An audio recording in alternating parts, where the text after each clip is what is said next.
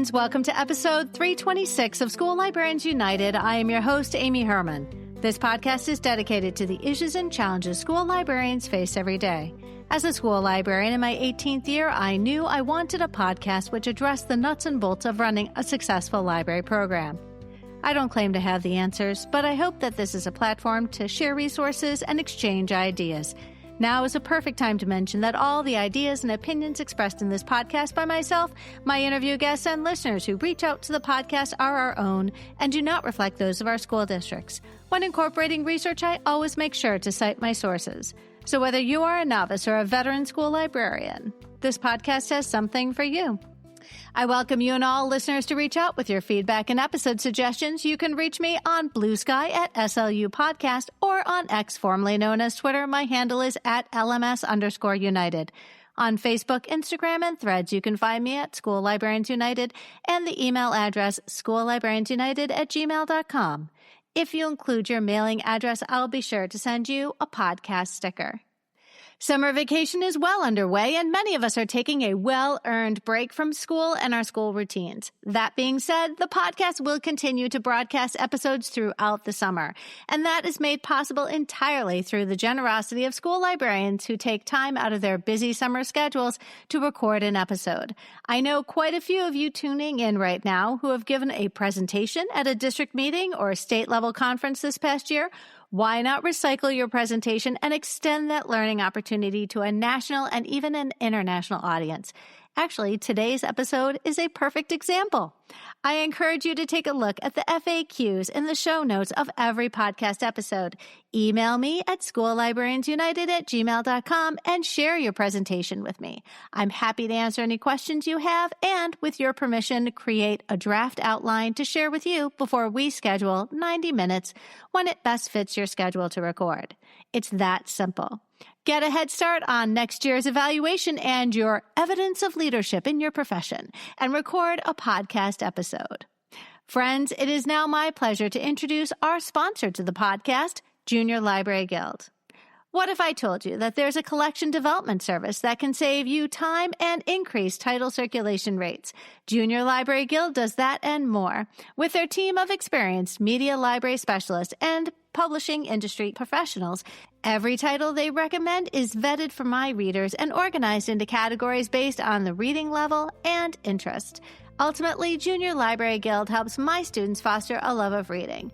Use the code UNITED15 to receive 15 free books in your first shipment. And now for today's episode, Connecting with Your Community, and my conversation with Angela Myers.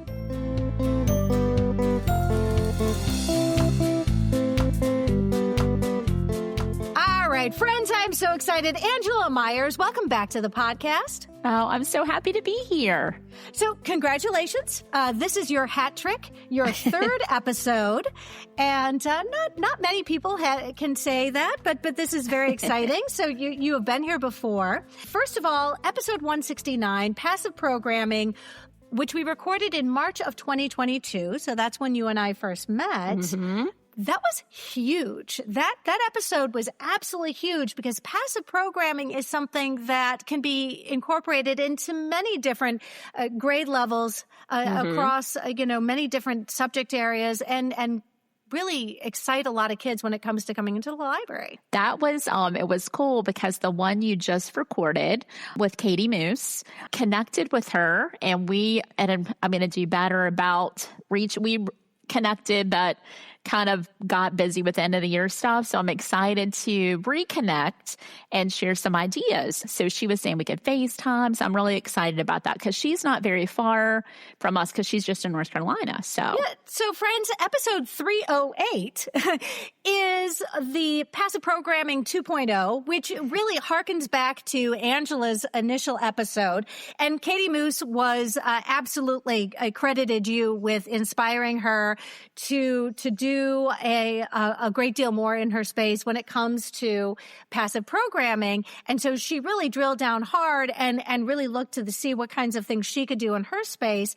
And like you said, she's from North Carolina. So between episode 169 with Angela Myers and episode 308 with Katie Moose, we have this sort of continuum, and I recommend you go back to listening to Angela's first episode, because for me, that really did jumpstart for a lot of people this idea that it's something that we really do need to be intentional about when it comes to building our own program. Yeah, we have a lot. Like, that was coming from the classroom and coming into the library.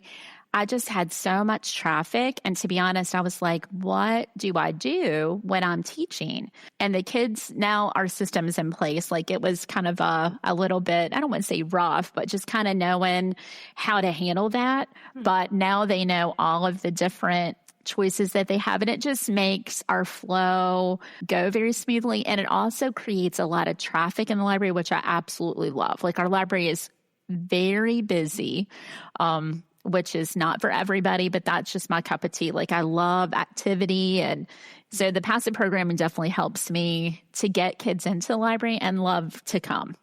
I sometimes describe our space as Grand Central Station. Yes. And because people are coming and going and getting what they need and then in and out, and it's wonderful. And for me, that's the best thing that we can possibly ask for when it comes to our absolutely. spaces. And I know we might touch upon this later, talking about your end of year report, but are you also sharing your stats with your administration? Because I know I do. So the more traffic we can bring into the space, regardless of the reason why, right. That really, our administrators want to see how much people are using the space that we oversee.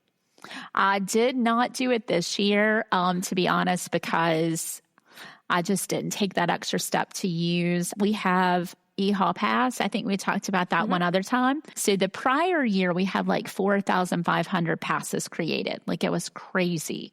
This year, I'm sure that number is about the same, if not more.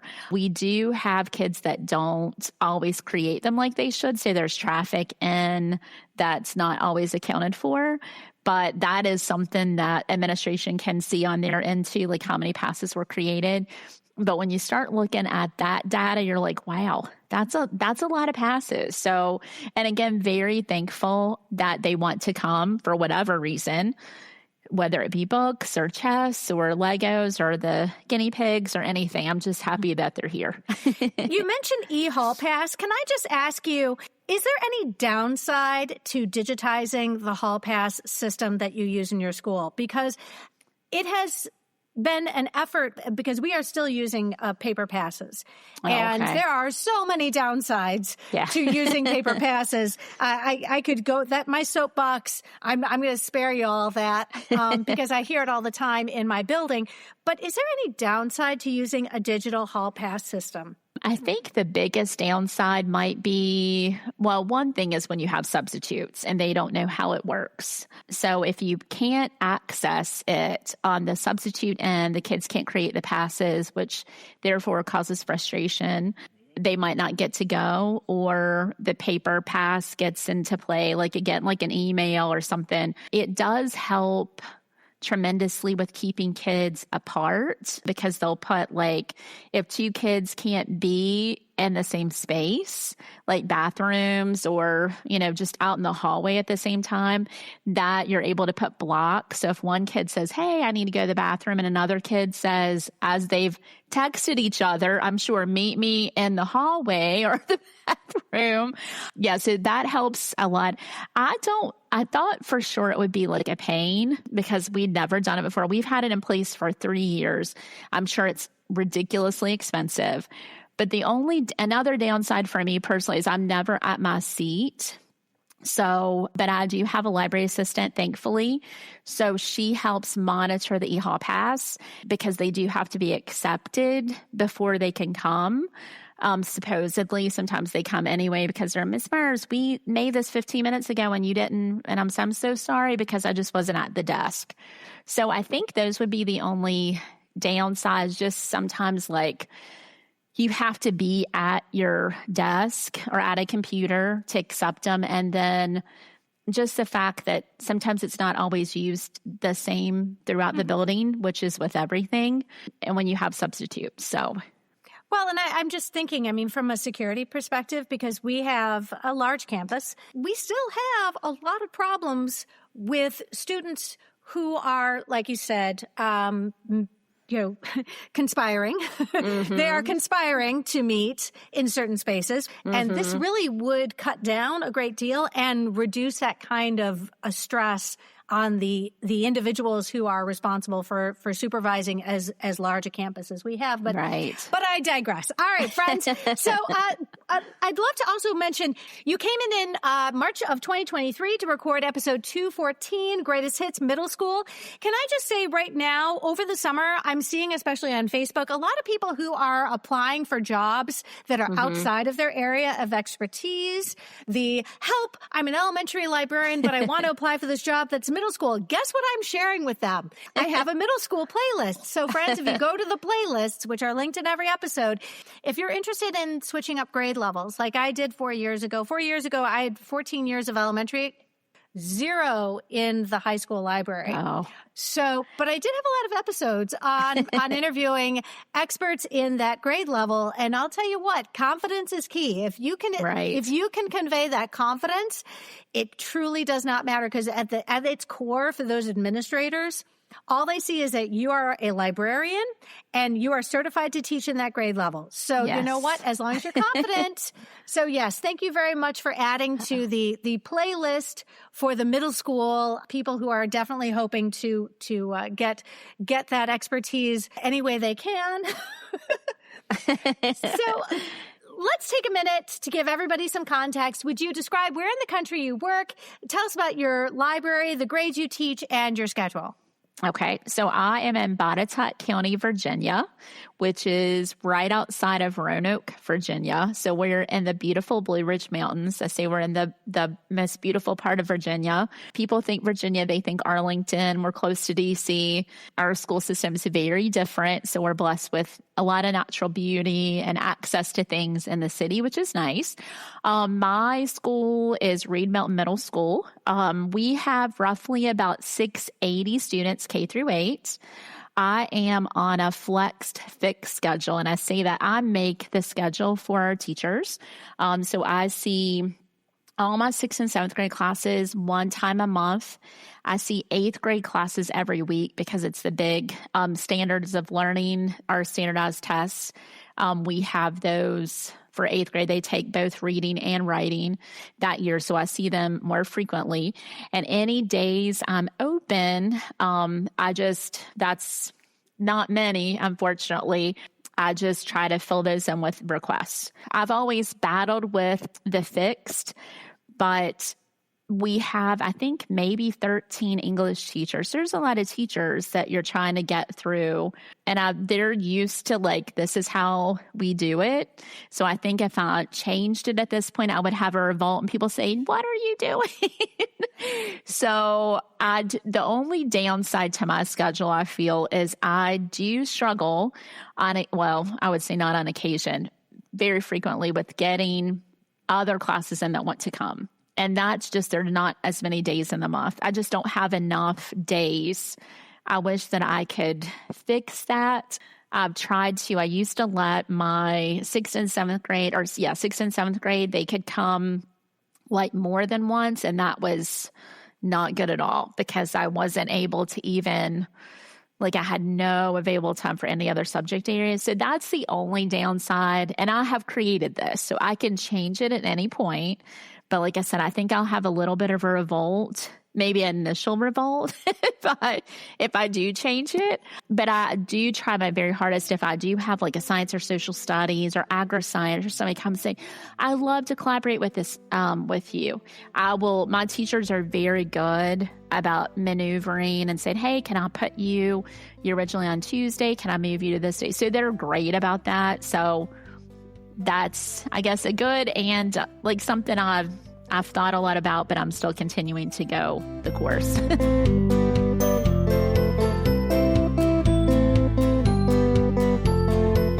I think that's wild that you see your 8th grade every week. Yes. But not your 6th or 7th graders. But you said because of all the state testing. Yes. So what are you doing with them that directly corresponds to the testing I make that connection for me, please. Well, we normally, like when I first started, I would ask the teacher, hey, what would you like to do? Because we didn't start out with this schedule.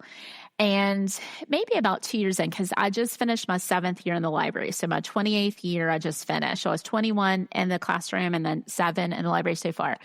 But I had an 8th grade English teacher come to me and said, it would be phenomenal if we could visit once a week. And I was like, oh, okay. Like, it just really didn't dawn on me that would be something that they would want to do. And so now what we do with our 8th grade classes is we have blocks.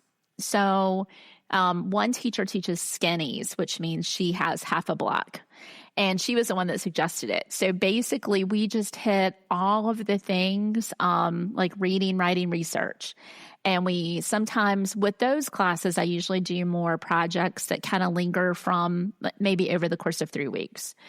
And I asked the other 2 English teachers if they wanted to do that as well. And they're like, absolutely. So now that's just what we do. And so, yeah, we always try to make sure that it's hitting an SOL. I do a lot of reading, but also the research writing piece. So it just kind of reinforces things that maybe they don't get to spend time in the regular classroom doing. It's been great. Like the kids they get really aggravated if we have to change that up.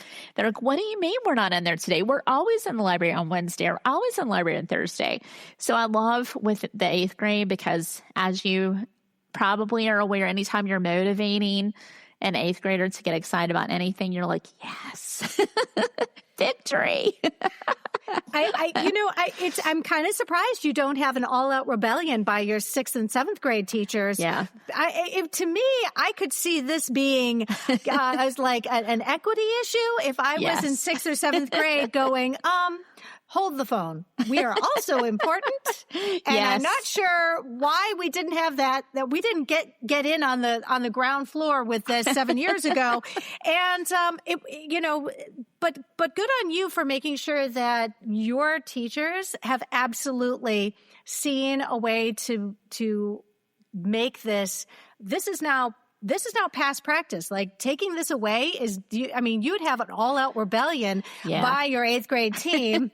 And I could see an administrator just saying, you know what, we're not even going to like touch this because that is going to wreak a great deal of chaos. Right. When if an administrator says, hey, what about, switching it up and you wouldn't have a battle on your hands, but your administrator would, because God help the person who stands between that 8th grade team and what they have established as their program. Yes. So, before we begin today, friends, Angela has been amazing, shared not one, but 2 resources with us, which really do provide a great deal of foundation for us to understand, to get a better understanding about your program. I'm so grateful for the generosity of the experts that we bring on the show each week. And so this is no exception. The first one that I want to talk about today is connecting the community with your library. It was a session that you gave at your state conference so in the fall of in 2024. Mm-hmm. And friends, this is one of those perfect examples of what we talk about when we talk about recycling our presentations, because Angela did this amazing job presenting to a room full of grateful educators and librarians, but now we get you. I did it at our regional conference, not the state yet. Oh, I beg your pardon. Yeah. So again, when you put together this kind of work and then you realize we have different audiences who could benefit equally from what happens when a school librarian sort of conceptualizes what they do and does it in a way that they can share with a larger audience. So I do want to do it. I am going to put in a proposal to do it at the state conference. I've never presented at the state conference. So that's like something like a goal that I have. So I might put this one in because I think it's like you talked about, it helps you to see, not that I'm doing anything that nobody else has thought of, but because I've been very deliberate about it, people might be, oh my gosh, I could do the exact same thing because I have these resources in my community and I had never thought of it. Mine was just, I made it my goal. So that's what prompted me to be more deliberate about it. And this is what happened. Well, and so friends, there's going to be two parts to this conversation. We're going to talk about this first, connecting the community with your library. But I also want to make sure, friends, that you take a look at another resource, which Angela so generously shared, and that is your State of the Library Visuals Report for 2025. And this, to me, is something that we should all be doing on some level, because the people who evaluate us and for we call it our EOY, our end of year. This is a library visuals report for the end of your school year. And again, a fantastic way to demonstrate the impact that you're having on your student body and the teachers you work with. And my principal is, we taught together many years ago. So it's cool that we're in this, new capacity. She is phenomenal in every way, but always is very supportive of anything that I want to do within reason, of course. But I ask her to blast this. Like I do this via SMORE. So I ask her, can you blast this to our school community? Because I think it's so important for us to advocate, as you do every week. People don't realize how much a school library does. I mean, they just don't. I don't think that people have, because they think about it when they went to school, and it's so different now. So I do it straight up for advocacy. I want everybody in our community to know these are all the cool things we're doing, and my principal supports me in getting that out, and I'm so thankful.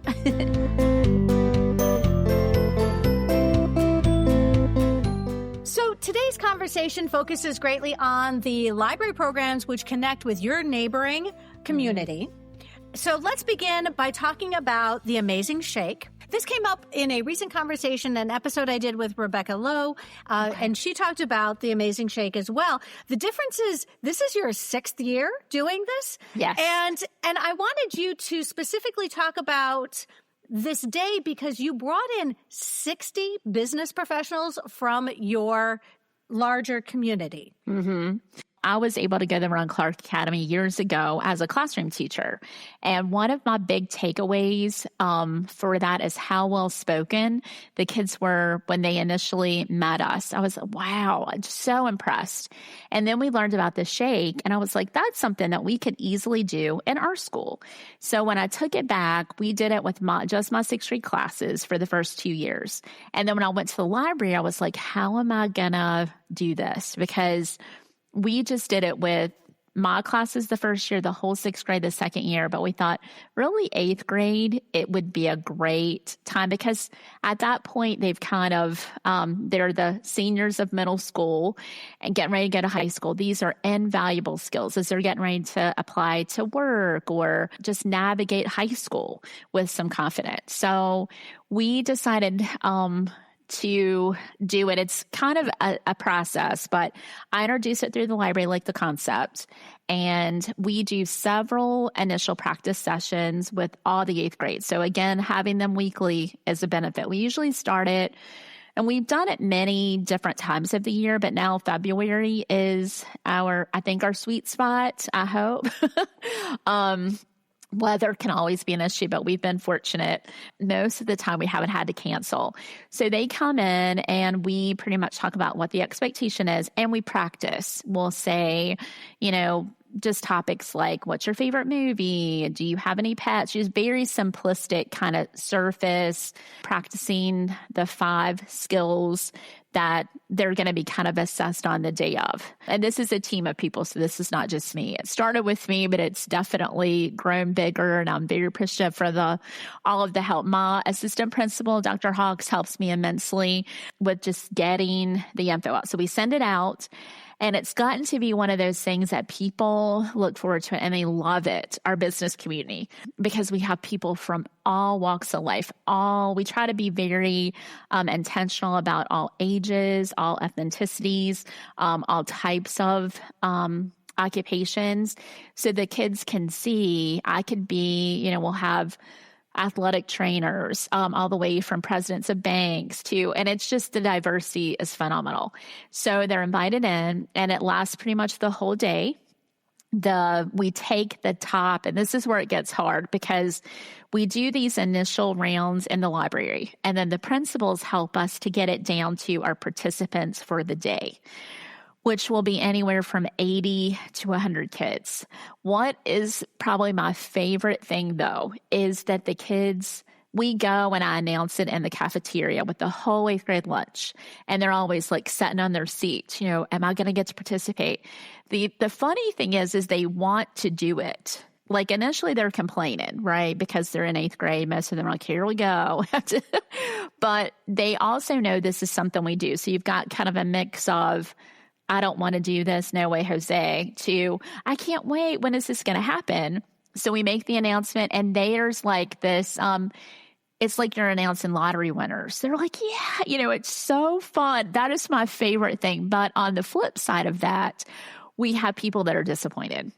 And I had a student come to me and he begged me. He's like, Miss Myers, I promise I'll win this thing. Like he was adamant. And I said, Keyshawn, this was not I didn't decide this. This was a team of people, but somebody dropped out and ended up putting him in as a replacement. And he ended up getting in the top 10. So that was great. I was like, yes. We go through several rounds. So after a round, every participant has like a Google form. So say you and I have a conversation. And the first round, they rotate through 3 different areas of our school. So they're assessed 6 times because they talk to 2 people in each space. And every participant judges them based on 5 criteria, which I think I've shared in one of the presentations. And whoever has the top from that first round to the second round, it splits in half. And then they don't have to talk to as many people. That time it only goes to 2 spaces. And then the last round, we split it. This year, we didn't have winners. We had a top 10 because last year it was so crazy hard. Like last year, we went from the next day, they had to interview with the principals, and the principals had to do a second, first, and a winner. And they were like, I can't do this anymore. They're too close. Like there's no way. So this time we did a top 10, and this was the best year, hands down. Like it was phenomenal. And a good thing that happened is my principal's son, who I taught many years ago, works at UPS now as a supervisor. And he has told me that he might be able to get enough people that every 8th grader can participate.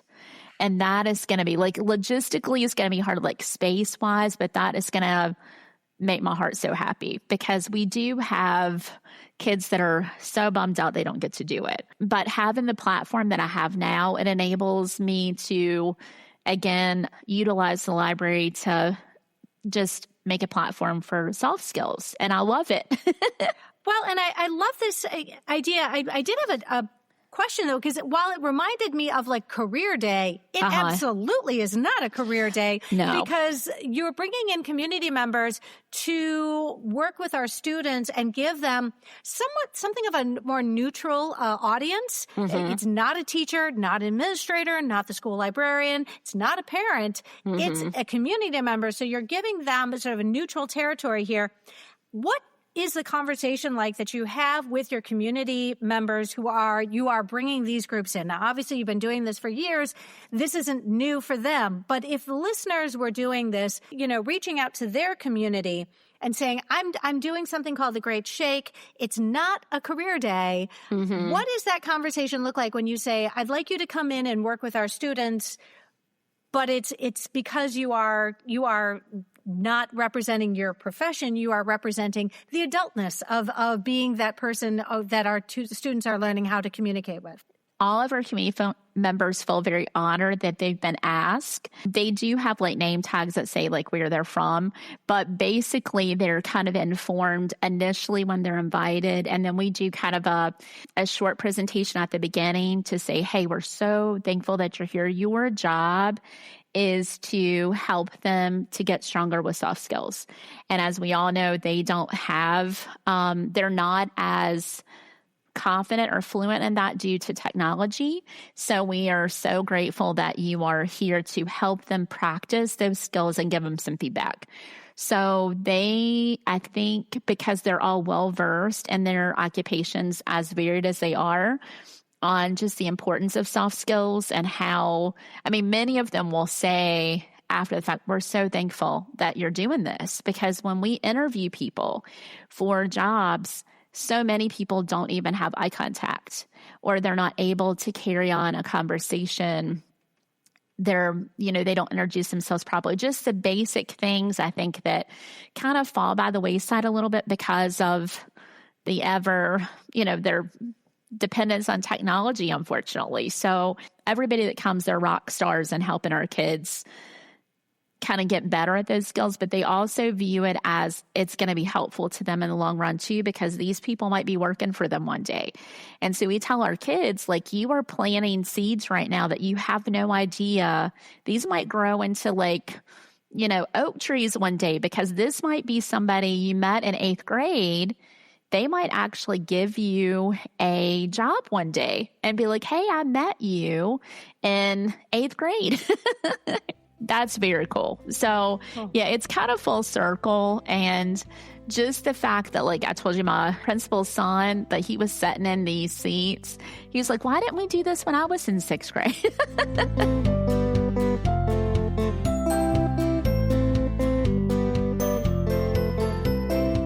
Your community in Virginia is experiencing an influx of immigrant families. Yes. What have you done in your library space to support this influx of new residents into your community?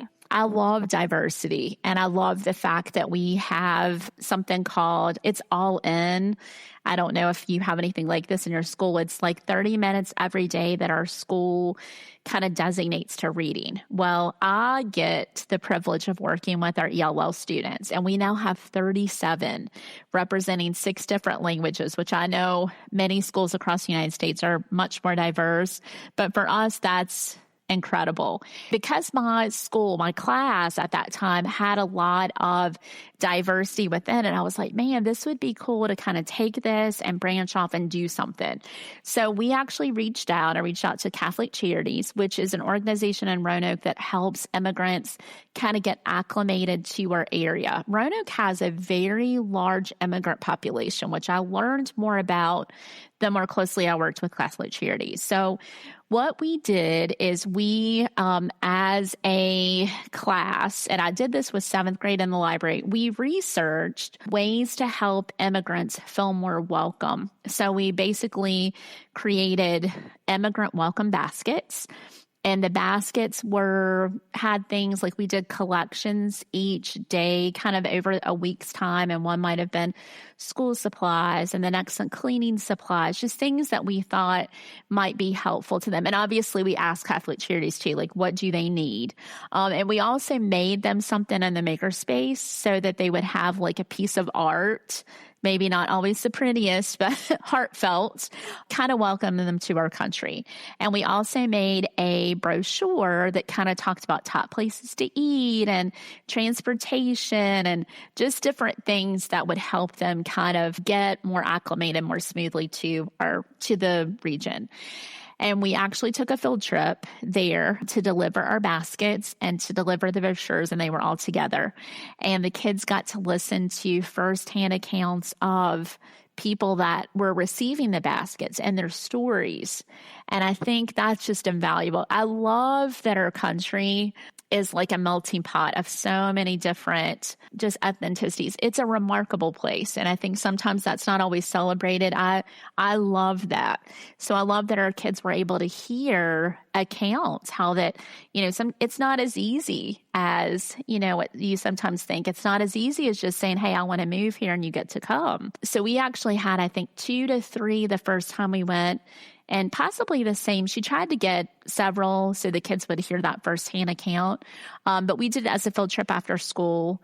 And it was one of, I think, the most profound experiences I've been able to give our students, just because they felt that they directly impacted somebody else's lives, but they were also impacted because they got to hear the story. And I think it helped open their eyes to diversity and how important it is to celebrate people from everywhere, not just people that were born and raised here, but why do people want to come and what do they bring to the table when they get here? So I loved all that, the marriage of all the things. I think what is wonderful is that I'm sure for many of your students, like many of my students who have born and raised in a community they've never left. Nothing has ever really challenged their living where they are. And so they have grown up.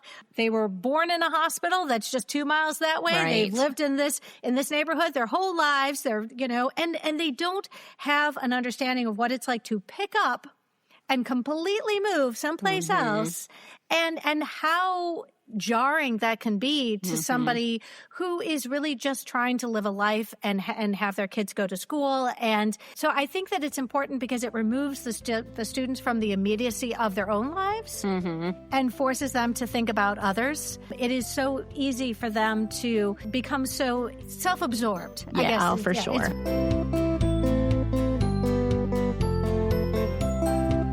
Which leads me to my next one, absolute favorite, getting connected to a local retirement community. Oh, yes. And I love this because we for 8 wonderful years raised our children in a multi-generational household. Oh, nice. Yes. And so, I think it is, the more and more I hear about communities are so disjointed from the aging community. So our elderly are being sort of moved into these communities where they don't have regular interaction with a community. If you live in a residential facility, if you live in a retirement community, oftentimes it's not integrated with the rest of the neighborhood. Yeah. And so you have this limited opportunity, and especially if you've got families who don't live close to the older, the grandparents or extended family. I love this next one. Please tell us about what you've done to connect with the retirement community in your neighborhood.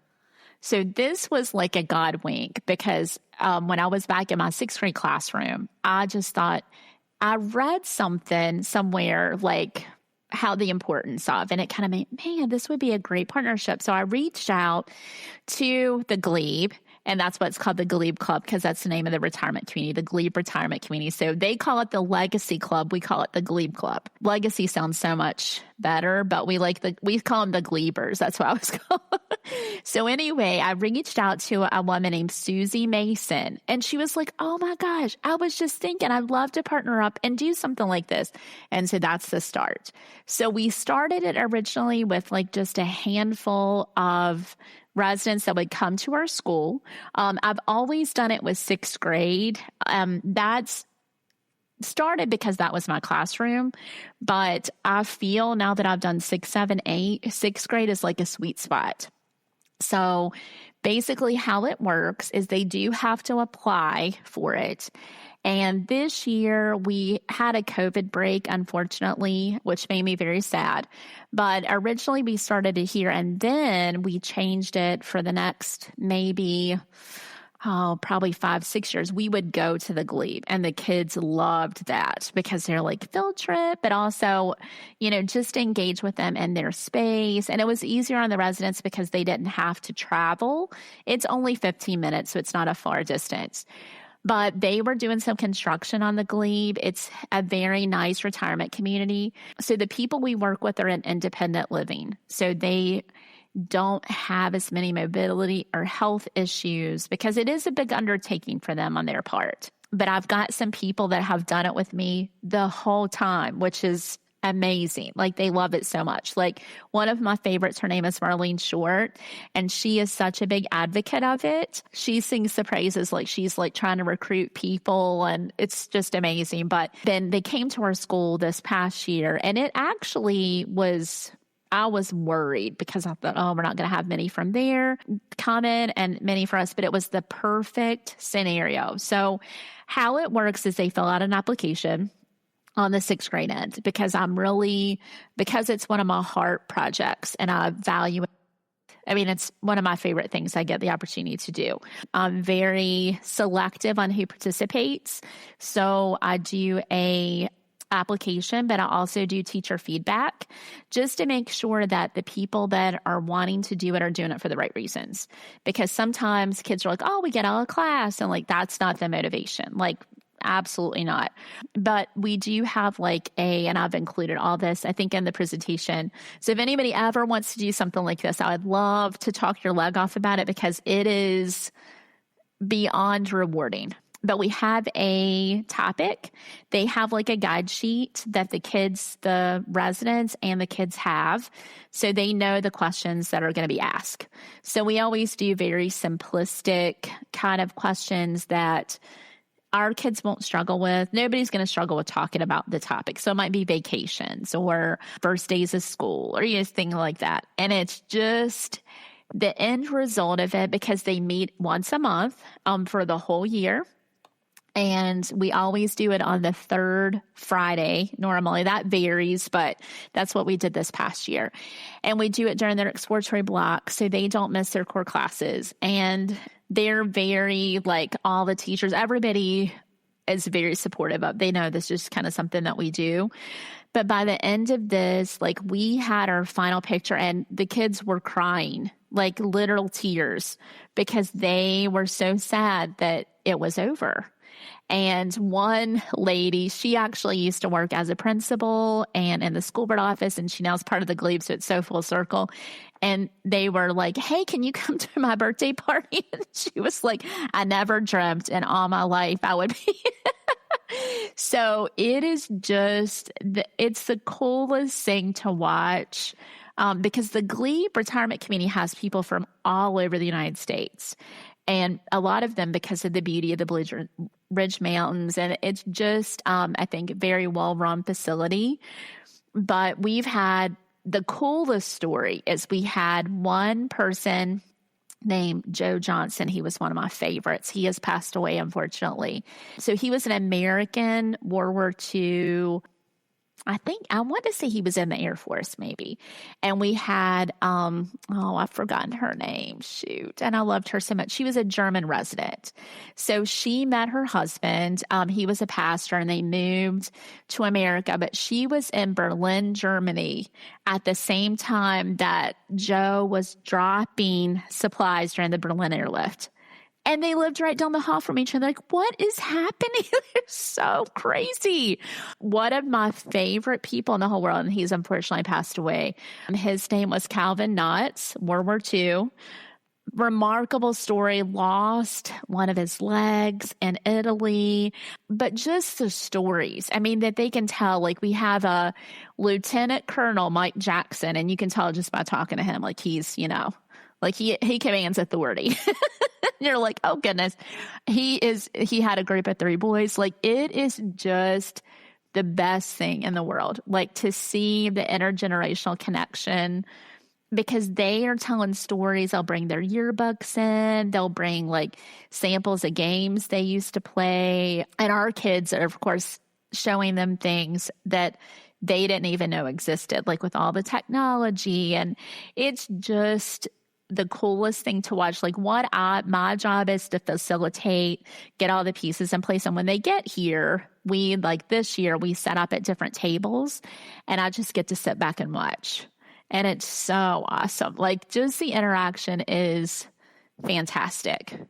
Well, and it's mutually beneficial. And yes. I've listened to some people just sing the praises of intergenerational community and intergenerational friendships. And I tease some of my colleagues that I am part of their intergenerational friendships because my teaching career is older than they are.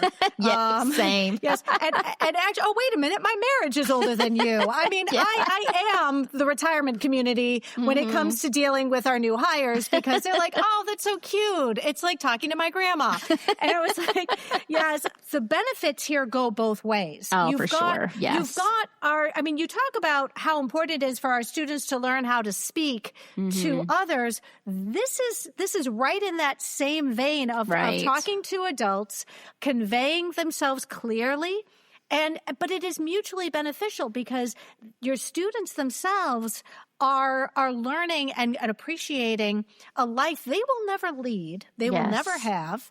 And then when you think about the community members in Glebe, this is for for so many people, connection with others. And when you talk about when people start to lose their faculties and they start to become disconnected and and that loss, so much of that has to do with the connection to other people. And you can sort of fend off many of the things that sort of become problematic with people as they age if you can maintain that connection to community.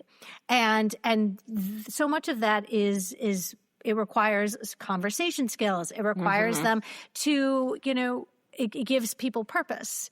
And I think when you live in a retirement community, sometimes that purpose is not immediately present. And so you've put something on their calendar. Yes. And friends, this is where I'm going to point back to Angela's presentation, because I'm sitting there going, this is turnkey. You can absolutely look at these slides and implement this in your program. Starting with the school year when we return to school in the fall. For sure. You've included the list of conversation topics, my goodness. And the fact that you give it to them in advance, I think not only is obviously that's going to ease any sort of stress on the part of your students doing something brand new that they might not feel comfortable doing. They can actually think about their answers in advance. And forgive me, but you've got people who are already aware that their memories are becoming harder and harder to reach. But if you give our community members at the retirement facility, if you've got them on board with like, look, we're going to meet a bunch of kids and here are the questions we're going to talk about in advance. You have removed any sort of apprehension for both parties. You have spelled this out so well. I love that you've included YouTube videos and I love this, and I love that you have made sure that you've given us 9 steps to implement this into our own school. And so I really, honestly, what a wonderful way to connect your students and their energy with the sort of this generation of community that oftentimes are removed from the larger society. And if you live in a retirement community where everything is there for you, if you never leave, your opportunity to connect with young people is really limited. Yeah, the only problem I have is I get a lot of complaints from our 7th and 8th graders because they don't get to do it. And I'm like, well, 7th grade, God bless them, but they're like the middle child. They're kind of like finding their way. And I think 8th grade would be phenomenal too. But it's hard, our schedule. I like it to be the same block, and that's why we do 6th grade normally because it fits the schedule best. But I also think that they appreciate because they're still kind of young and new to middle school, it's a great opportunity to kind of get them involved in something and kind of give them a way to fit into, this big new place that they're in. But if anybody has any questions, like I said, this is one of my heart projects. I'll be more than happy. Please contact me. It's a lot of work on the front end, but the benefits of it are, I can't even describe how beautiful it is to watch it in action and the friendships that they form, because they do talk to the same resident every time. So they do start to be like, when they know it's a Glebe week, they're like, it's Glebe on Friday. Yay. And they're so excited. And we had to cancel it once for snow, and they were, of course, very bummed out. So it's just so cool to watch somebody that's 93 become best friends with somebody who's 12. Like, it is just the best thing.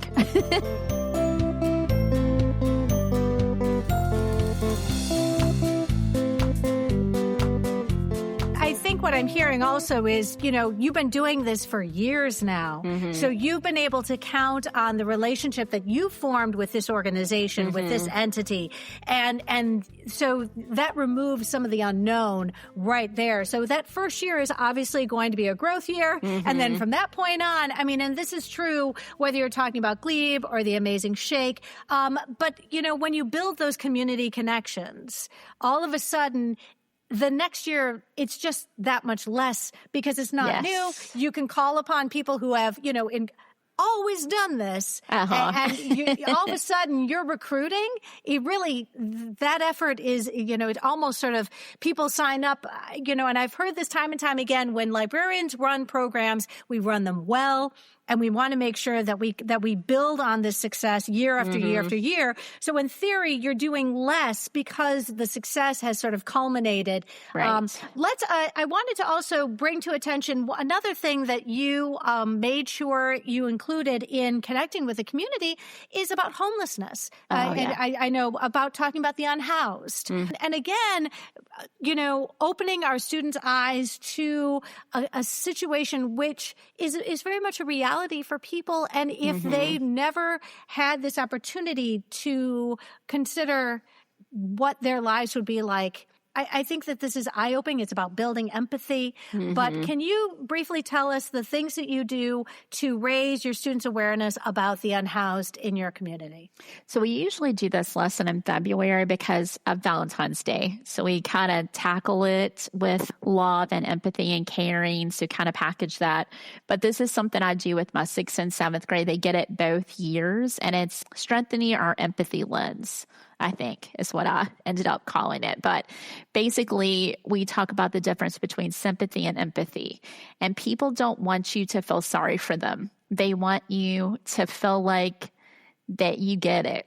And I think that I talk to them that they're so very young. It's hard for you to express empathy towards many groups of people who are different than you because you haven't lived life for very long. And the best way to increase our empathy muscles or strengthen our empathy muscles is to be educated through story, through podcasts, through movies, just to kind of see other people's perspective. This was something that kind of was born out of a personal experience. So my kids, they're now 25 and 21. So I'm expecting my first grandbaby in July, which is crazy to say out loud. But we used to volunteer at the Rescue Mission, which is it's a homeless shelter. And it's a remarkable place because they never turn anybody away. And they have countless programs to help people in all stages of life if they're struggling with addiction or, just abuse, just so many things that are met. And it's just the best organization. So we used to go there. And my goal as a parent was to show them that, hey, you don't really know struggle. So first of all, just to make sure that you appreciate what you have, but also to never look at other people as if they're less than, because that's not your responsibility. So I wanted them to have empathetic hearts.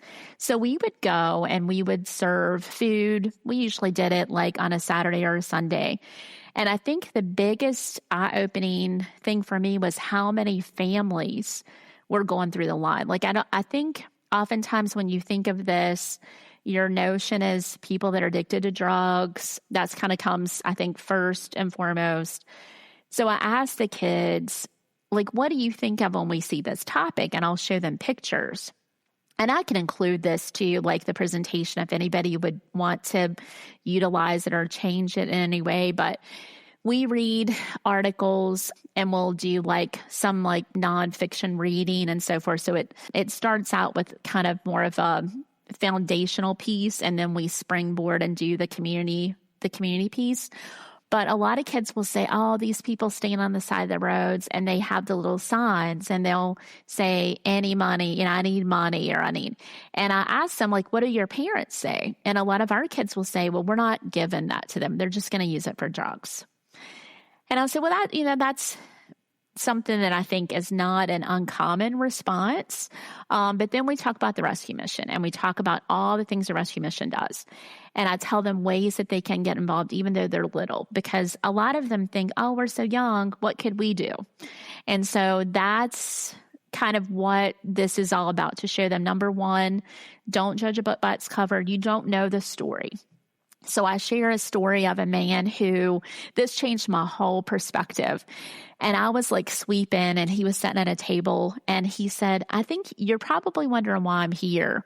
And I was like, oh goodness, like I really wasn't, but okay. So he starts to share his story. And the story was his wife got very sick. And as a result, and he lost his job. So those two things were the perfect storm. And she died, and he had this massive amount of bills, and one thing led to another, and he ended up losing, I think at that point he might be renting. So it was just kind of a bad storm. And that's why he was there. That's what happened. His wife got sick. And I tell the kids, it's expensive in our country to be sick. Like, you can ask your parents, like, if you break a bone, how many thousands of dollars? And that's even if you're blessed to have an insurance at all. So that changed my whole perspective. And so I thought, I can take this and bring it back to our school, and we can do something. So I feel like if even one kid's perspective is changed, it's a victory. So we make 3 different things. One is a caring card. So the caring cards are like I tell the kids they can make a quote. It could be like a Bible verse. It could be anything that they would feel that if they were in that situation, they would feel uplifted if they got it. And they're just little, like a note card. This time we had some plastic ones too. And the goal is we give it to the rescue mission, and they distribute it, and the people get it, and they can put it in their pocket. So if they're having a bad day, they can pull it out and be like, somebody was thinking of me. The soothing stone is another version of kind of the same thing, but it's like they're smooth. So I'm a fidgeter. I like to feel things, like kind of, I don't know if you've heard of a prayer square. Some people carry those in their pocket, and they just, if they're nervous or worried, they will rub it. So this is kind of the same mentality. And the placemat, so they serve, I want to say maybe 400 people a day. And they're just placed on the table, just kind of with some kind of positive quote or just message to make them feel uplifted.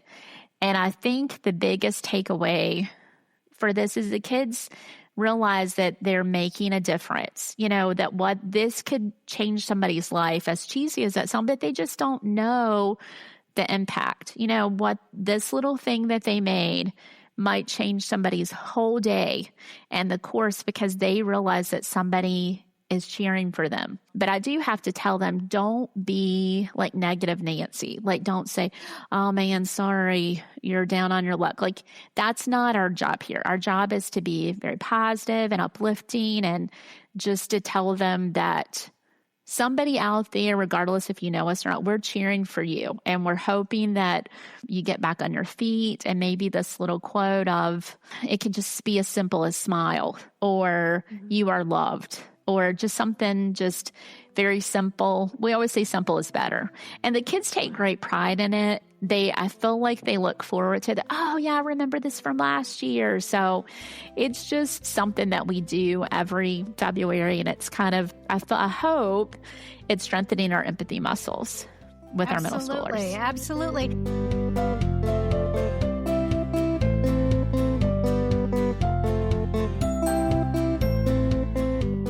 The reason why I know about all of your community outreach is because you also shared with us your end of year sort of visual report that you shared with your administrator.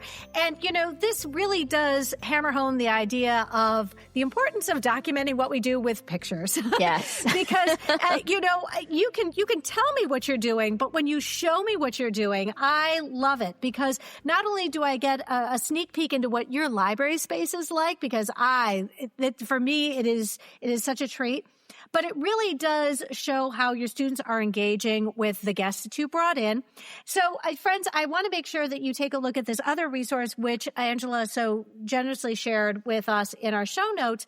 But going through, this looks like, when I think about the community that you are immersed in, that you can tap, we all of us work in communities that have experts and wonderful resources. For sure. But it won't necessarily look the same. My community outreach is going to look different because, you brought in experts. I can look into my community and I'll bring in experts.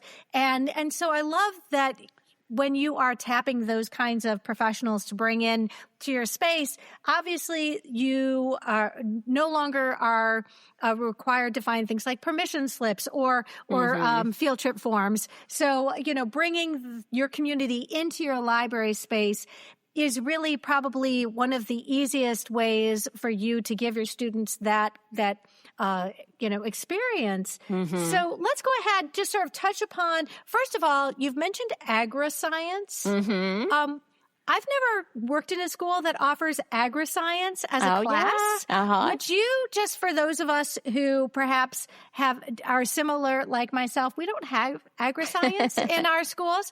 What is that and which grades is it offered through? So it's an exploratory. So it's like a specials, if you will. And the FFA, Future Farmers of America, that's a club that's associated with agri-science. So we are very blessed. Our agri-science teacher retired last year, Miss Stevens. She was phenomenal. We have a new teacher this year. Her name is Miss Showalter. She's also exceptional. So just going back to what they do things like woodworking. They do things, animal care, about plants, animals. So pretty much that dynamic, and kids can sign up for it. Like as 8th graders, it starts to get a little bit more specialized because it's like, you sign up for your top 3 choices, and then that could be your rotation or not. It just depends on kind of how the schedule works out. But it's great because, like I said, it also goes hand in hand with the Future Farmers of America, that organization, which is a national organization. We have about 10 kids that are very active in that and have done extraordinary things. So I was fortunate. And also Julie Baker, the fantastic, I want to be her when I grow up. She was at one point, she hired me. So this is how full circle this is. She hired me. So that was 20 years ago. Then she moved to the school board office and she's retired. And now she does in her retirement. This is why I say I want to be her when I grow up. She's like teaching at a community college, and she is so fantastic she started like outreach with school systems. And so I asked her, we're Facebook friends, and I asked her, would you be willing to come and do a program about bees and pollination? She was like, absolutely. So it was just the best program. I originally reached out to 7th grade science, and because we had missed so much school for snow, they're like, I'm so sorry, like it's going to be too much for us to miss an additional class. And I was like, totally understand. So I reached out to Ms. Showalter, and she's like, yes, we're getting ready to start. I guess their plants unit. So it worked out perfectly. And Miss Baker came in and she brought all the things. So as you know, if you've worked with middle schoolers are all about like if they can touch things. They were like wanting to, see the things. So she did this dynamic presentation about honeybees because she has 9 hives.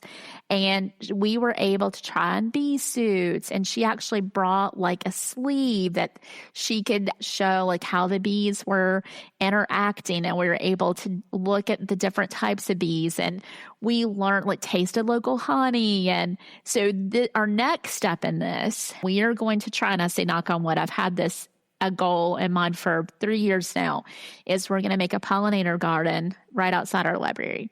And she's going to help us with that. But also another cool community connection is the Glebe has several master gardeners. So it's going to be like we wanted to make it like a Glebe Memorial Garden to kind of honor people that had been in the Glebe but had passed away. So we wanted it to be like a space that the kids could have lunch, because it's literally will be like right outside the doors. And it's a beautiful little space of drainage. Is somewhat questionable at times, so that's going to be problematic. But she is going to help us in that endeavor. She is actually trying to get certifications, again, like constantly learning and growing. She just is an amazing educator, and I'm so thankful for that partnership. And that just strictly came about because I saw her Facebook post and reached out, and she was like, absolutely. So it was, again, like you're talking about, every community's resources are different. I have found, because I made this my goal this year, like my administrative goal, I said that I wanted to increase my community outreach via the library. And that's how I just started to be more, what's the word? Intentional. You're more intentional. Go. Yes, intentional. You're more intentional. Yes. Well, and forgive me, but when it comes to bees and pollinators, this is not a Roanoke, Virginia problem. Oh, this is a global issue. When it comes to hive death, and we're talking about, I know I've heard about bees, entire colonies of bees disappearing, getting stolen. There is so much of what we rely on when it comes to our food source is dependent on pollinators, including bees. And this is absolutely vitally important to us being able to continue to be able to provide our food that we depend on. But, I'm very cognizant of this. I know that when I go to my garden center to put flowers into my backyard, everything in now attracts pollinators. And again, you're talking about an intentionality. Everything is about intentionality, but reinforcing our dependence on bees and other pollinators, it's vitally important. And raising that awareness with your students opens their eyes to something that is in their backyard. Realize that this is important.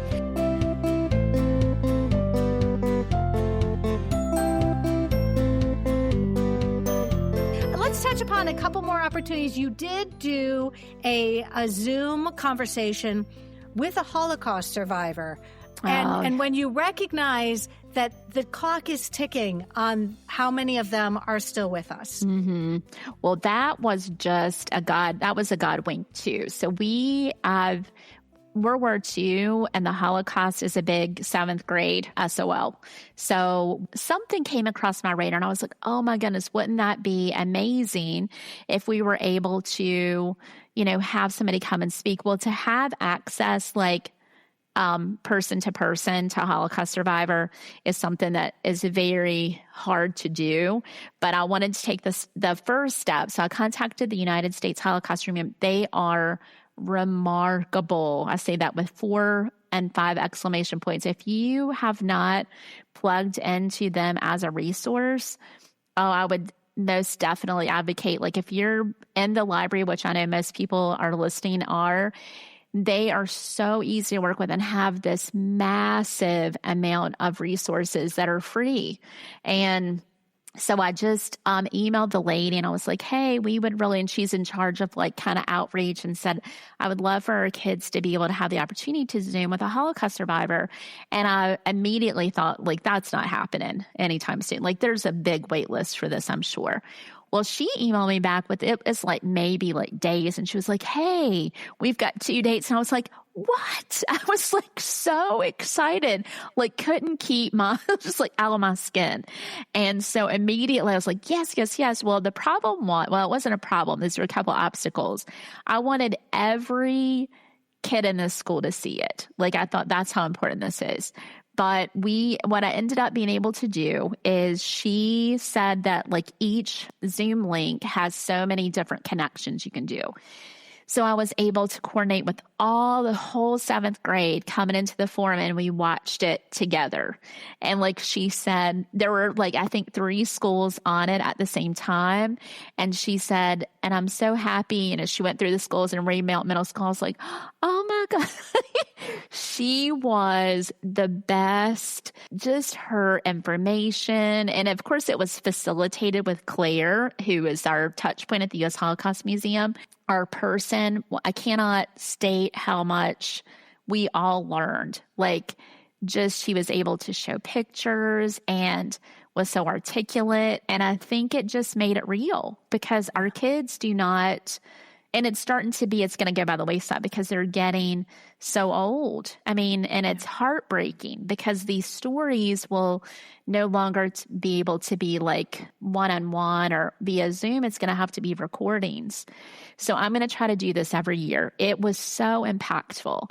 And our kids were blown away, I think.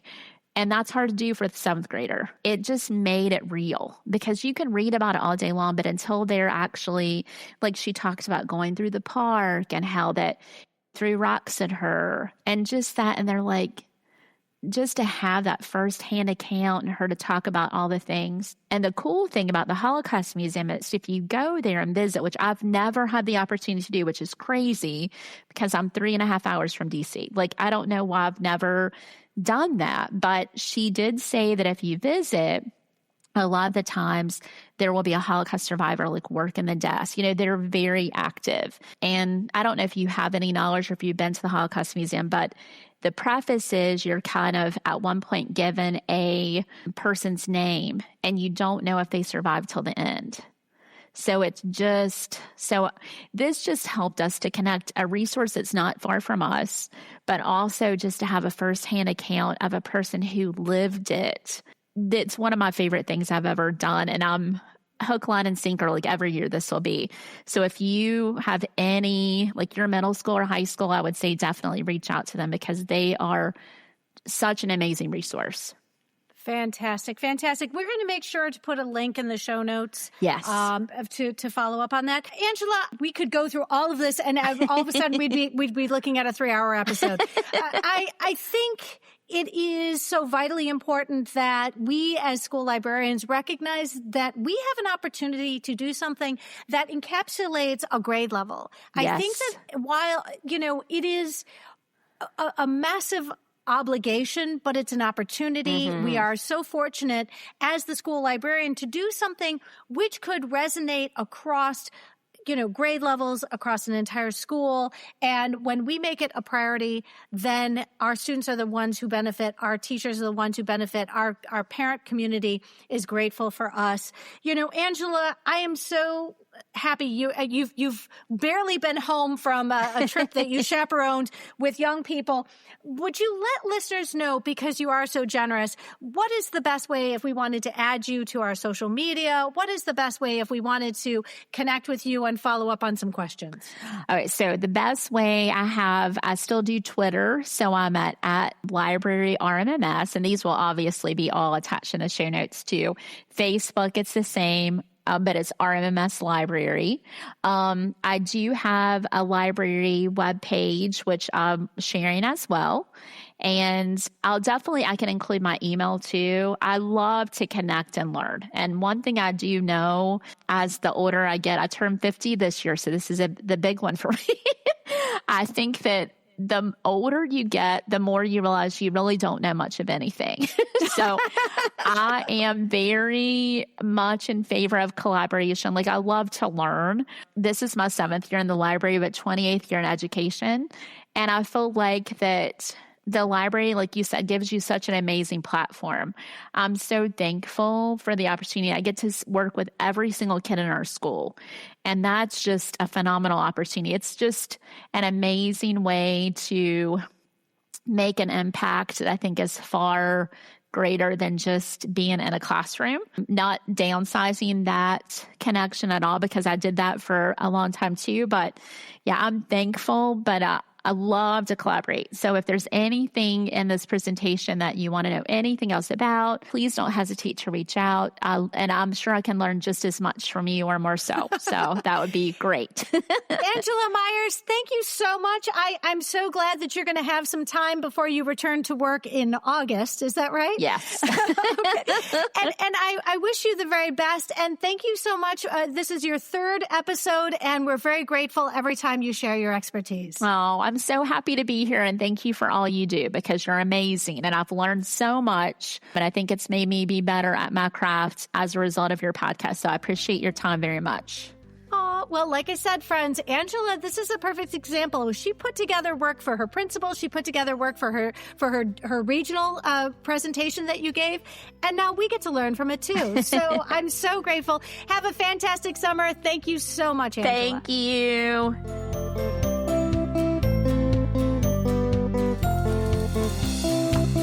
Friends, be sure to check out the many links in today's show notes. Should you be on the search for transcripts, please know that Apple Podcast automatically generates transcripts as soon as those episodes are released. I am learning from our listeners that Spotify does not automatically provide transcripts.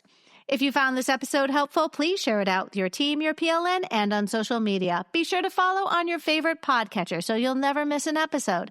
And if you really like listening today, consider leaving a review wherever you listen to podcasts. Reviews help others find us. Friends, I hope you take a look at the link to Junior Library Guild in our show notes, use the code UNITED15, and receive 15 free books with your very first shipment. When this episode goes live on Friday, June 27th, the American Library Association's National Conference, this year held in Philadelphia, will be in day 2 and run through Monday, June 30th.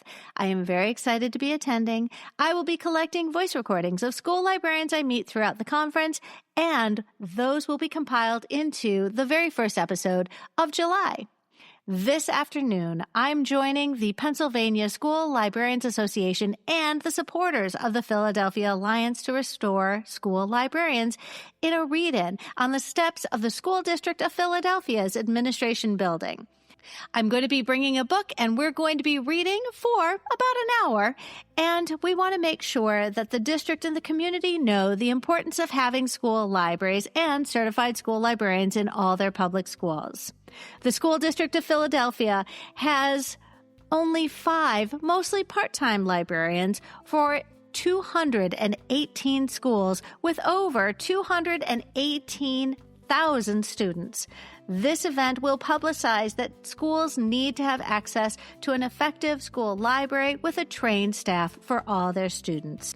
To learn more about this effort, please tune in to episode 290, Restoring Philly School Librarians, and my conversation with the founders of this organization, Corinne Bradley, Deb Grill, Jenny Lohman, Deb Cashel, and Dr. Barbara Stripling. See the link in today's show notes.